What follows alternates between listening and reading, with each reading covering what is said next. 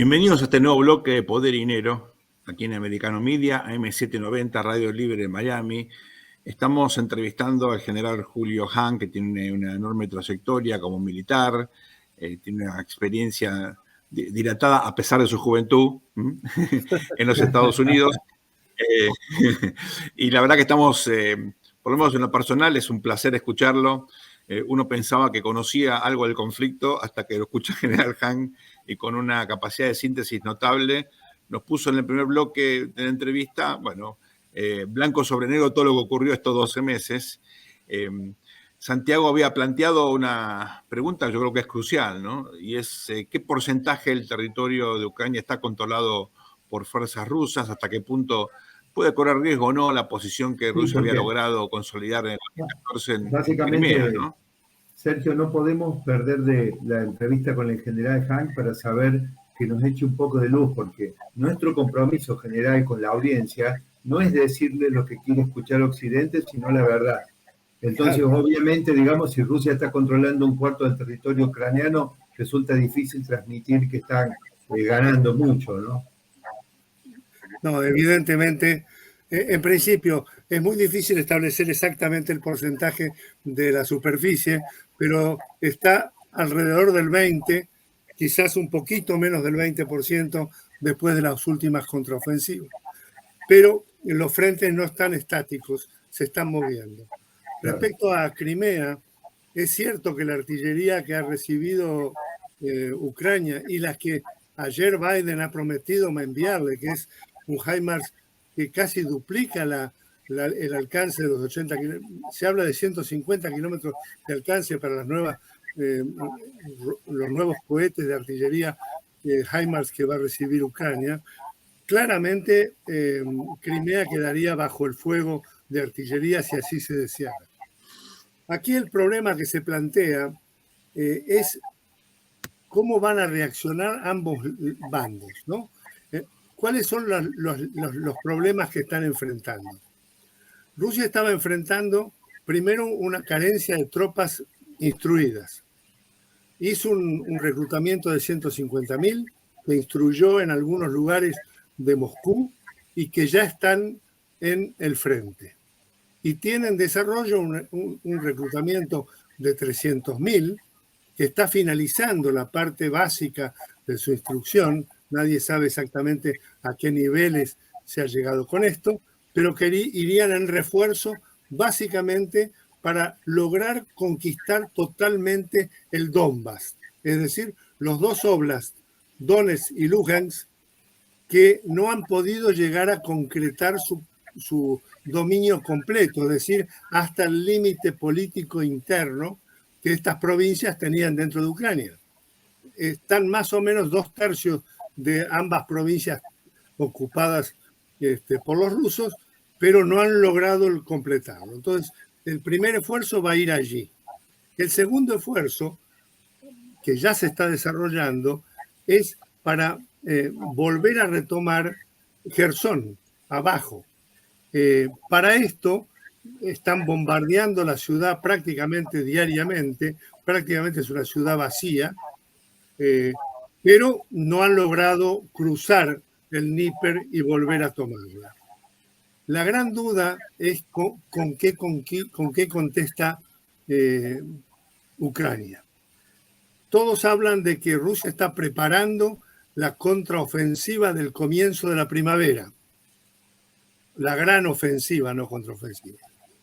Y que Ucrania se está preparando para una contraofensiva sobre el fin de la primavera, porque está esperando la llegada de los materiales prometidos por Occidente. Ustedes saben, Occidente le ha prometido tanques, Leopard 1 de España, Leopard 2 de Polonia, de Alemania y de otros países del norte, Abrams M1 que va a mandar Estados Unidos y Challenger que va a mandar el Reino Unido. Esta masa que llegará alrededor de los 100 y pico tanques a Ucrania son elementos útiles, muy útiles para esa prevista contraofensiva. El problema de Ucrania es el personal.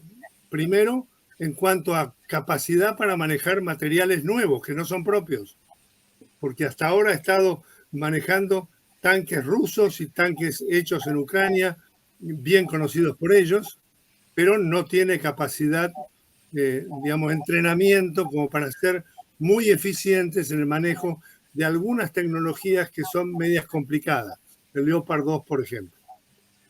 En cuanto a, y de caro, muy costoso mantenimiento, el Abrams pasa lo mismo. En cuanto a los rusos, lo único que sabemos es que han aumentado la velocidad de producción de munición, pero siguen manteniendo los equipamientos viejos. Hay visiones, fotografías y videos ucranianos que muestran soldados rusos con un equipamiento deficiente. Habrán podido reconstruirlo, estarán en mejores condiciones los nuevos. Entonces aquí tenemos dos visiones. Rusia llegar a los límites de lo que pretenden declarar como territorio ruso y Ucrania volverlos a expulsar de su propio territorio. Si la cosa escala y hay ataques sobre Crimea y hay alguna capacidad de acción de fuego sobre territorio ruso, ahí entonces entramos en el dilema de la aparición de la escalada nuclear táctica. Lo que ha dicho Putin ayer en su discurso, diciendo que suspende la vigencia del Tratado START.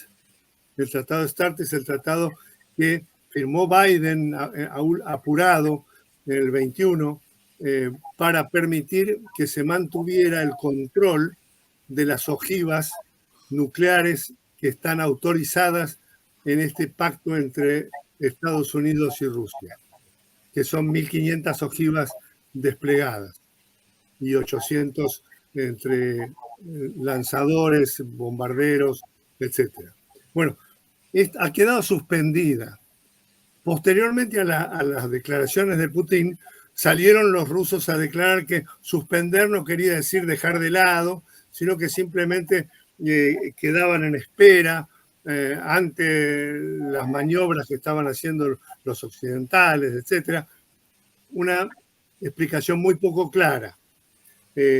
Suspender no quiere decir que esto autorice el uso, pero sí que prohíbe las visitas de inspección, que de hecho ya estaban prohibidas, porque hace rato que Estados Unidos no puede ingresar a Rusia a ver el arsenal nuclear. Consecuentemente, yo lo considero que esta suspensión es solamente una amenaza sobre lo que puede venir si el conflicto escala. Rusia está teniendo problemas internos, no tanto en su economía como en el ánimo de su pueblo. La tropa en general carece de la motivación que tiene la Ucrania. La tropa ucraniana defiende su patria.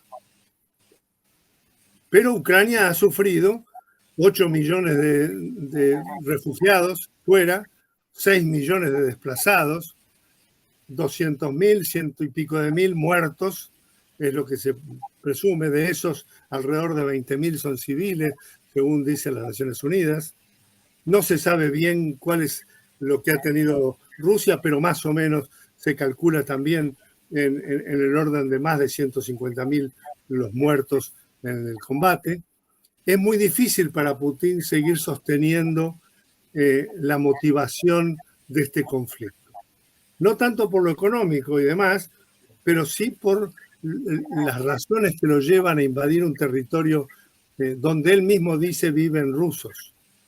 Ayer ensayó decir que los occidentales están carcomiendo las virtudes familiares, que están apoyando los matrimonios del mismo sexo, que soportan el LGBTI, una serie de excusas que para muchos occidentales son defendibles en términos de que la familia debe ser cuidada y que Putin dice que la cuida, pero esto no explica los horrores de crímenes que han cometido durante los asaltos y ocupaciones del territorio ucranio, y cuál es la razón que tienen para destruir una nación, sus ciudades, sus plantas eléctricas, sus hospitales, etc.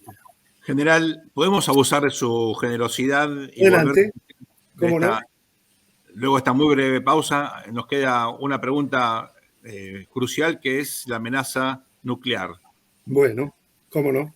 No se vayan, ya volvemos con más poder y dinero.